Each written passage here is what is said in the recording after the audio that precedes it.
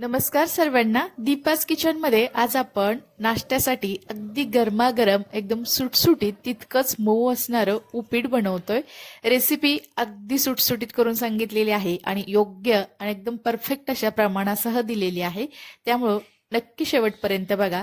चला तर मग वेळ न घालवता आपण मस्त असं उपीट बनवूयात.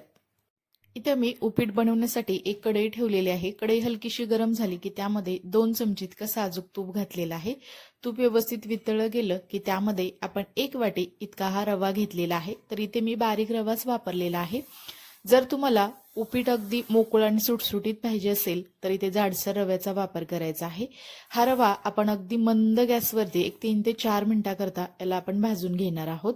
जास्तही कलर बदलेपर्यंत भाजण्याची याला गरज नाही. इथे हा रवा आपला भाजून झालेला आहे.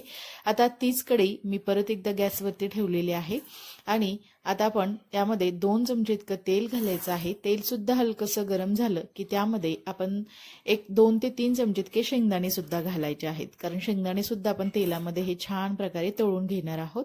तसेच यामध्ये अर्धा चमचा मोहरी आणि अर्धा चमचा मी ते जिरे घातलेले आहेत. जिरे आणि मोहरी व्यवस्थित अशी तडतडली गेली की त्यामध्ये आपण 2 बारीक चिरून घेतलेल्या हिरव्या मिरच्या घालायच्या आहेत. तर मिरची ते जास्त तिखट आहे त्यामुळे मी 2च वापरलेल्या आहेत. तिखट तुमच्या आवडीनुसार तुम्ही कमी अधिक करू शकता. त्यानंतर इथे 7 ते 8 मी कढीपत्त्याची पानं घातलेली आहेत. तसेच इथे एक मोठा आकाराचा कांदा बारीक असं चिरून घेतलेला आहे, तो कांदा घातलेला आहे. तर आता आपण याला थोडंसं तेलामध्ये परतून घेणार आहोत. तर इथं तुम्ही बघू शकता कांदा थोडासा आपला व्यवस्थित असा भाजला गेलेला आहे. तोपर्यंतच आपण यामध्ये एक मीडियम आकाराचा बारीक चिरून घेतलेला टोमॅटो सुद्धा घालायचा आहे. जर तुम्हाला आवडत असल्यास यामध्ये तुम्ही गाजर तसेच ओला मटार सुद्धा वापरू शकता. तुमच्या आवडीनुसार तुम्ही ते भाज्या वापरू शकता. तर इथे मी टोमॅटो सुद्धा या तेलामध्ये अगदी व्यवस्थित असं आपण परतून घ्यायचं आहे. तर टोमॅटो सुद्धा आपलं व्यवस्थित असं यामध्ये शिजलं गेलेलं आहे. आता आपण यामध्ये चवीनुसार मीठ घालूयात. तसेच यामध्ये आपण अर्धा चमचा इतकी हळद घातलेली आहे. हळद नाही घातलं तरी सुद्धा चालू शकेल. आता याला आपण तेलामध्ये व्यवस्थित असं आपण मिक्स करून घ्यायचं आहे. त्यानंतर इथे हा आपण भाजून घेतलेला रवा घालायचा आहे. तर सुरुवातीलाच आपण यामध्ये पाणी न घालता या फोडणीमध्येच रवा घालून याला व्यवस्थित असं मिक्स करून घेणार आहोत. तर तुम्ही तर बघू शकता ही फोडणी पूर्ण रव्यामध्ये व्यवस्थित अशी आपण मिक्स करून घेतलेली आहे. तर आता आपण यामध्ये पाणी घालायचं आहे. तर मी उपीट करताना कधीही गरम पाणीच वापरते, त्यामुळे उपीट सुद्धा अगदी छान मऊसूत होतं आणि लवकर असं वाफवलं सुद्धा जातं.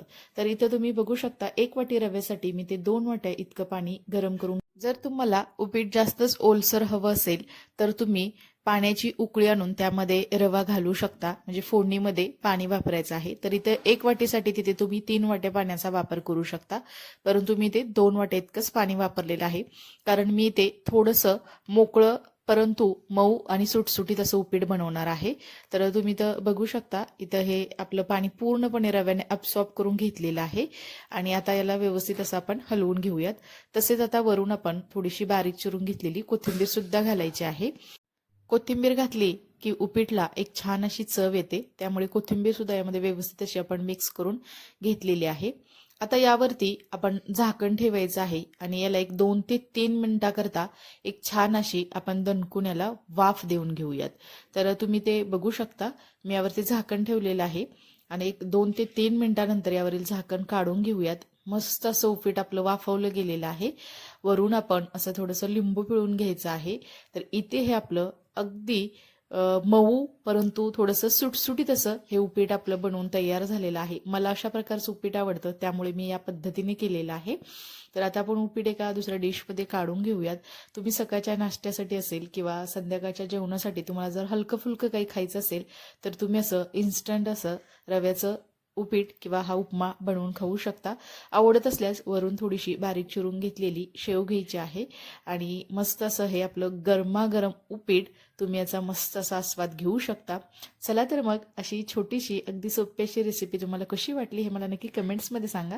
रेसिपी आवडली असेल तर न विसरता दीपाज किचन या यूट्यूब चॅनेलला लाईक, शेअर आणि सबस्क्राईब करा आणि शेजारील बेल आयकॉनवरती क्लिक सुद्धा करा, कारण तुम्हाला अशा छान छान साध्या सोप्या अगदी झटपट होणाऱ्या भरपूर साऱ्या रेसिपीज तसेच अनेक साऱ्या अशा किचन टिप्स सुद्धा पाहायला मिळतील. चला तर मग नंतर भेटूया अशाच एका खास अशा रेसिपी सोबत. तोपर्यंत सर्वांना धन्यवाद.